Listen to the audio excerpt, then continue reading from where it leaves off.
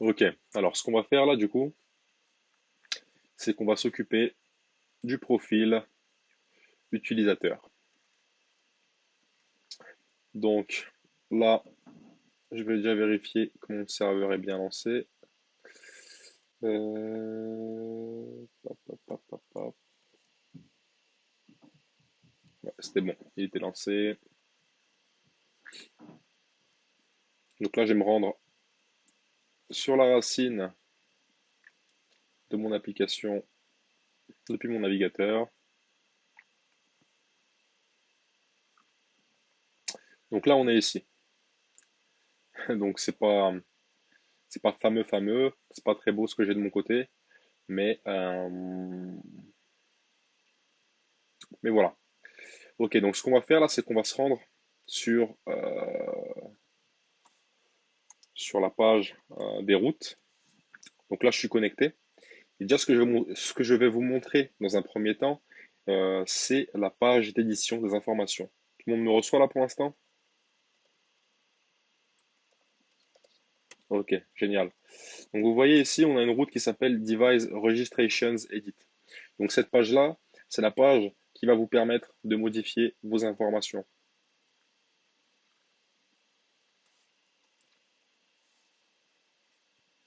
Alors c'est users slash edit.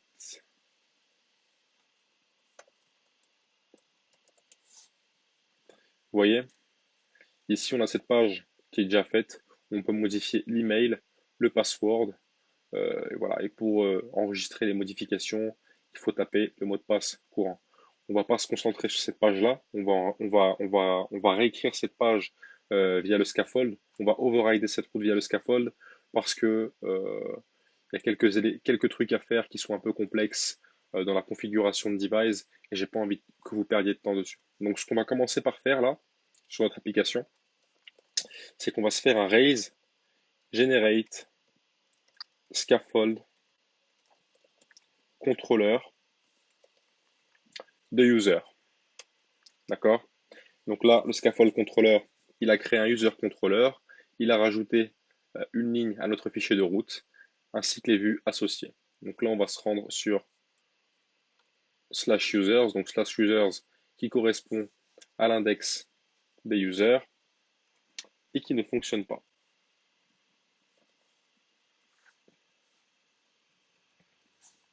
Donc là, je vais killer Evernote parce que c'est en train de prendre toute la mémoire de mon PC.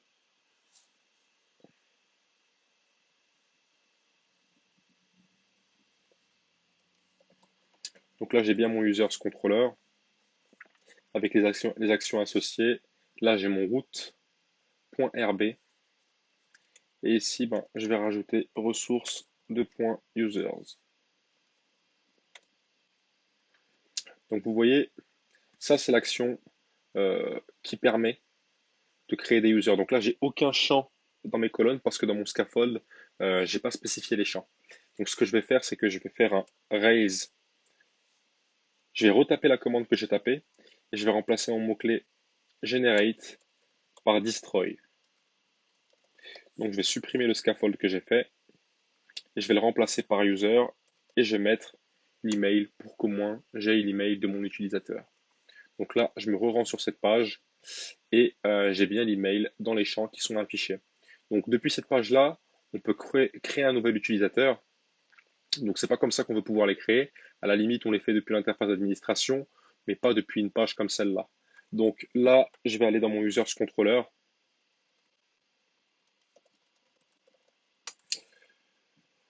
L'action index, on va pas la garder. En revanche, euh, on va pas garder l'action, on va garder l'action index. En revanche, on va pas garder l'action new. On va garder edit. On va supprimer create et on va garder update. La suppression, on va pas la garder non plus. On va pas laisser l'utilisateur supprimer son compte. Donc ici, vous voyez ici dans le set, ouais.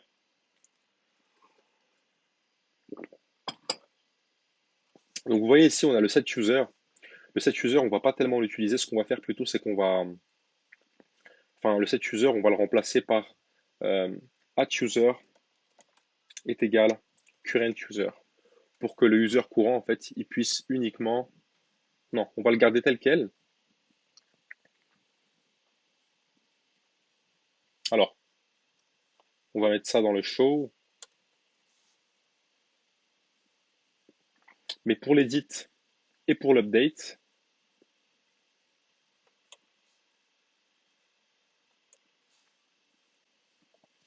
@user sera le current user. D'accord? Pourquoi? Parce qu'on veut pouvoir montrer le compte d'un autre utilisateur en fonction de la variable, enfin du paramètre qu'on va passer en paramètre. En revanche, pour l'edit et pour l'update, on veut uniquement pouvoir modifier l'utilisateur courant. D'accord?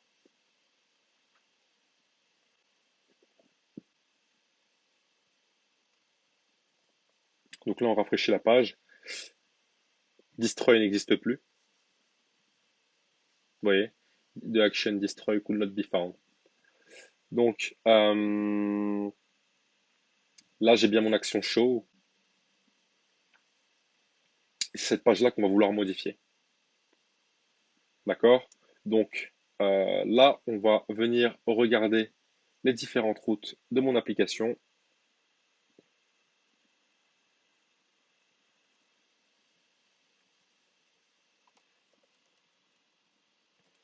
Donc voilà, moi, la route qui m'intéresse, c'est users show.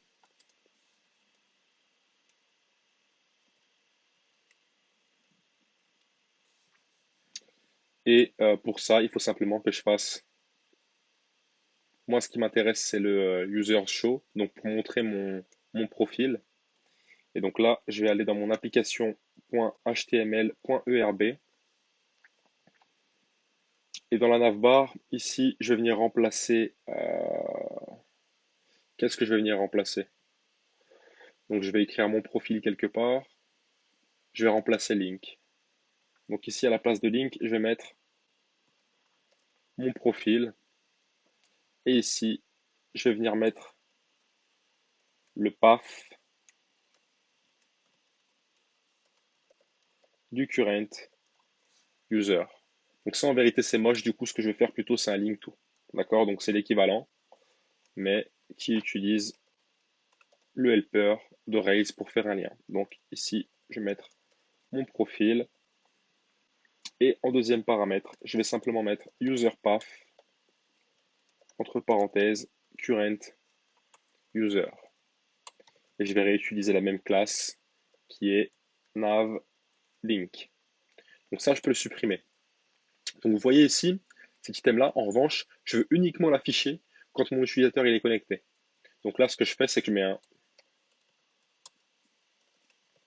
if user sign in.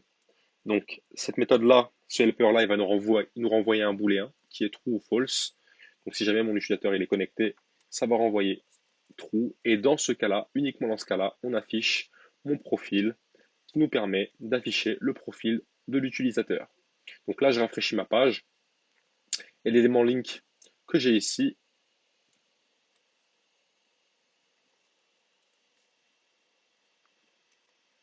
a été remplacé par mon profil. Donc là, je fais mon profil et donc voilà, j'ai simplement mon email puisque c'est la seule information que j'ai. D'accord? Donc là, le logout, je vais le supprimer de comment est-ce que je l'ai mis parce que c'est assez moche et je vais venir le mettre de la même manière que j'ai mis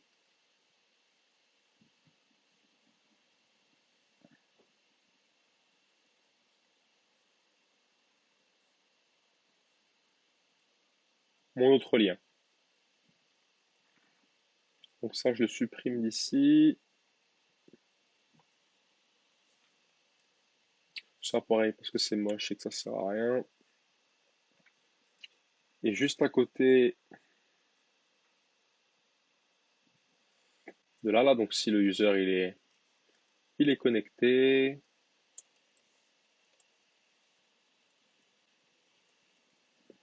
je vais rajouter mon lien de déconnexion.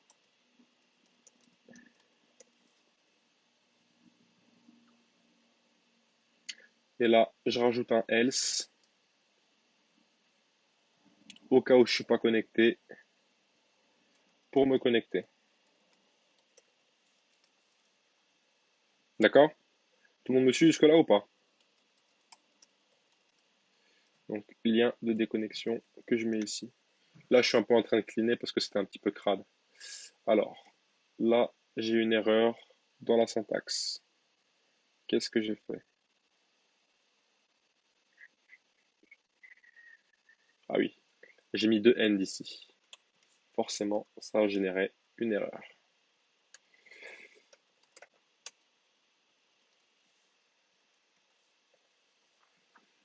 Ok, déconnexion, il est un peu dégueulasse là. Ah oui, il faut rajouter la petite classe navlink.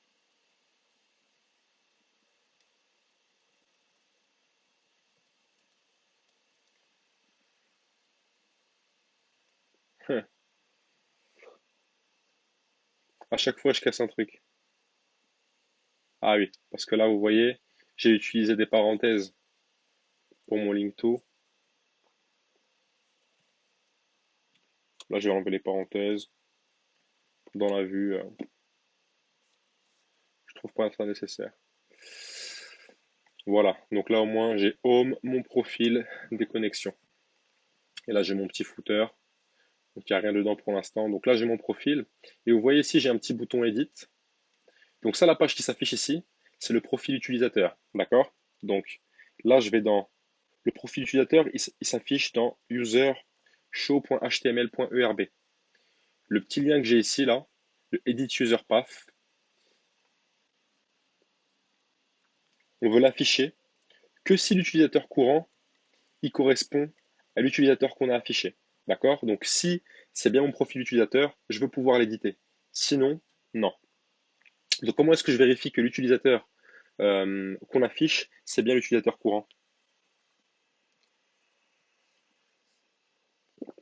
Exactement. Alors if, alors presque, il manque une deuxième partie. Il manque une deuxième partie.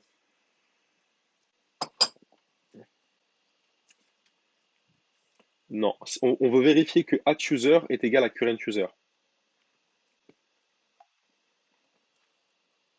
C'est ça, exactement. Voilà. Donc si le current user est égal à @user, alors je vais pouvoir afficher edit, qu'on va modifier mon compte, et back, on va le renommer en retour. Comme c'est bien mon compte, j'ai bien modifié mon compte. Donc là, c'est un peu triste. Mhm.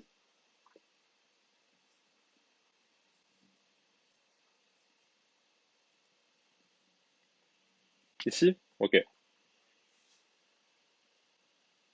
tu vois, ça a bien fonctionné. Voilà. Donc là, c'est un petit peu triste. On a uniquement le champ email pour notre utilisateur. Donc là, on va créer une petite migration. Donc raise G ou generate, hein. En vérité, il y a G et D qui sont l'équivalent de generate, de destroy. Donc là, on va venir ajouter des champs à notre utilisateur. Donc là, je vais créer une migration qui s'appelle add fields to users. Donc là, comme on va mettre plusieurs champs, j'utilise un terme générique qui est fields. D'accord? Donc, je vais vouloir rajouter un first name, un last name. Allez, on va se faire plaisir, on va même rajouter un nickname et un avatar. Allez, avatar que vous pourrez modifier par la suite. Je pense que là, on est bon. Est-ce qu'il y a d'autres informations que vous voudriez afficher, vous? Ouais, c'est vrai, bien joué. Donc, vous voyez là, j'ai pas spécifié les champs pour first name, last name, nickname et avatar. Vous savez pourquoi? Parce que par défaut, si on met pas de typage pour les champs, et ben ils se mettent directement en string. D'accord? Donc là, j'ai généré une migration Alors, c'est pas raise gmigrate, c'est raise generate migration.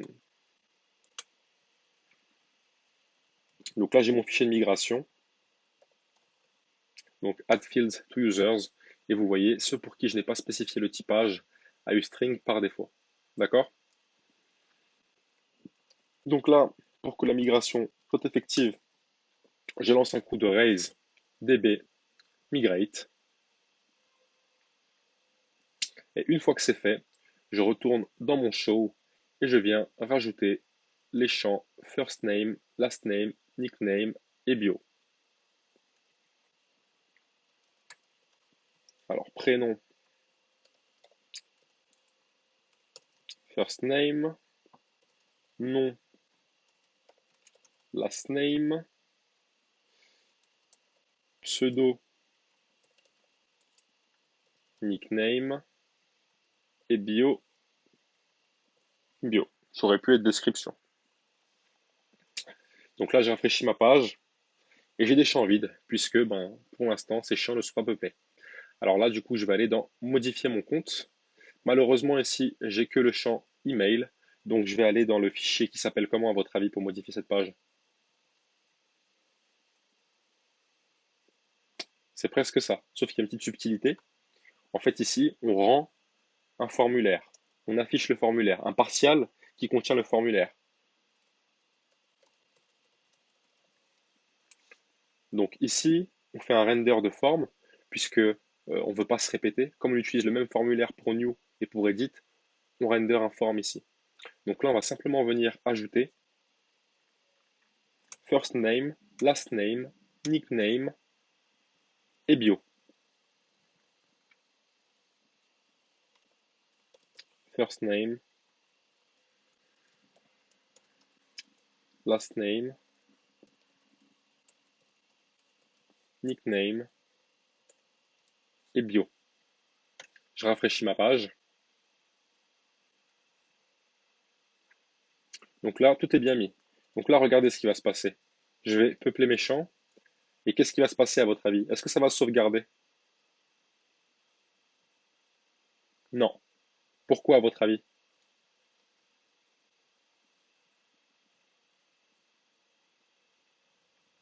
Vous m'entendez?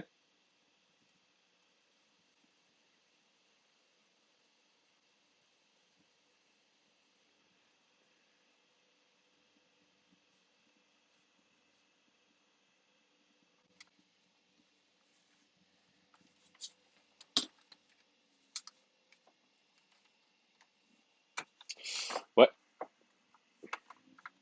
Ouais, j'ai mon PC qui est un peu en PLS là.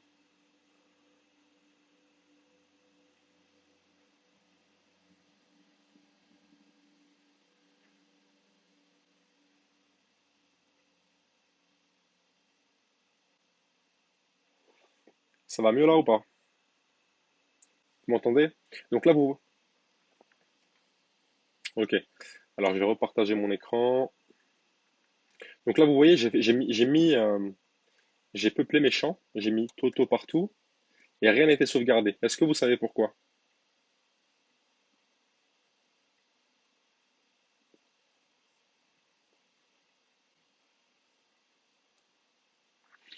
Alors, c'est pas dans le formulaire que ça se passe. En fait, ça se passe dans le users controller. D'accord? Donc ça, rappelez-vous, ici, quand on fait un update, on appelle une méthode qui s'appelle userParams. Donc userParams, c'est une sécurité. En gros, userParams, c'est une méthode qui est définie plus bas, d'accord, donc en private, euh, qui va définir les paramètres qu'on permet de modifier. Et en l'occurrence, il n'y a que email dedans.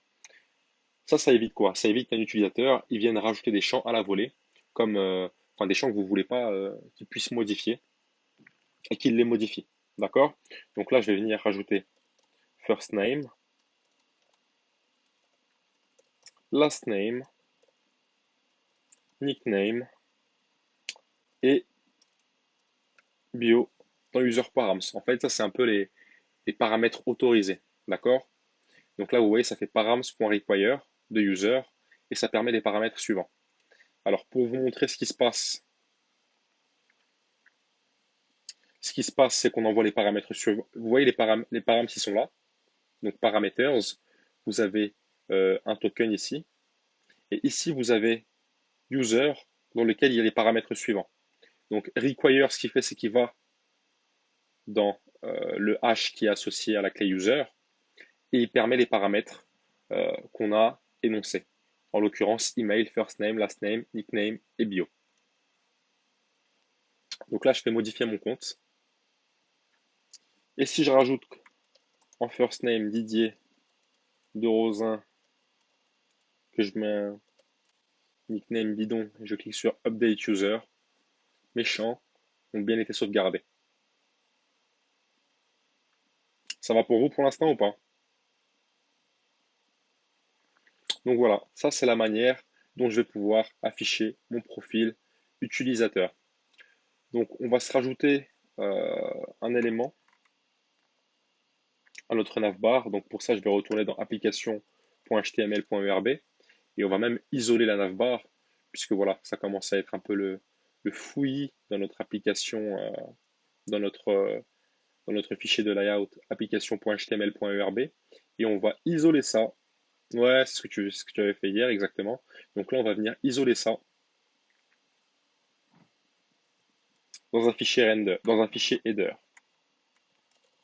Donc render header, puisqu'on va le mettre dans le même dossier, je n'ai pas besoin de spécifier le dossier. Rappelez-vous que les partials, ils commencent toujours par un underscore. header.html.erb. Et là, je viens isoler l'entête de ma page dans ce fichier.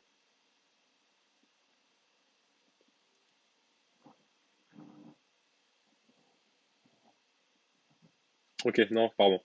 Alors ici, j'ai besoin de spécifier le dossier dans lequel il se trouve. En l'occurrence, c'est layout. Donc là, je rafraîchis ma page et j'ai bien mon en-tête qui s'affiche correctement. Donc je vais remplacer navbar par mini Twitter et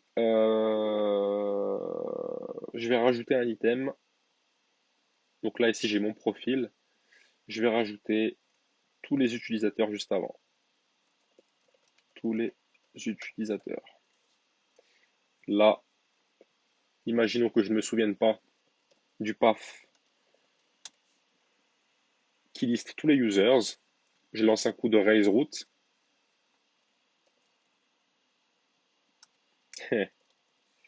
Et là, user index, c'est users.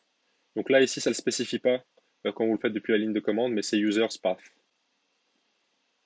Vous allez voir qu'au bout d'un moment, les chemins, vous allez vous en souvenir instinctivement parce qu'ils se ressemblent relativement tous.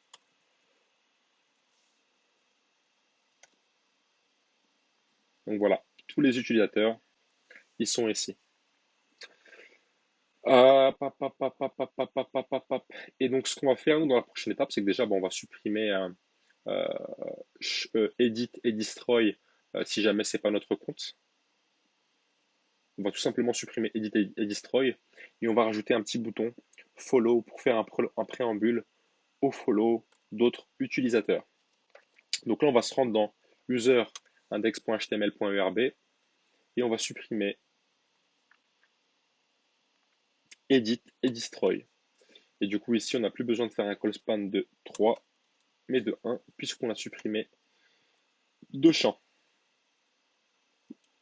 Et on va supprimer new user, puisqu'on ne veut pas laisser à n'importe qui le droit de créer un utilisateur, d'autant plus qu'on a supprimé l'action du contrôleur. Ça va pour vous là où il y a plein de trucs qu'il faut que vous emmagasiniez avant qu'on commence le follow?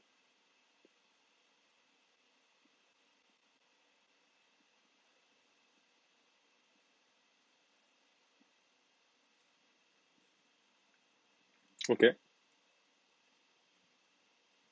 Bah, j'enregistre cette vidéo.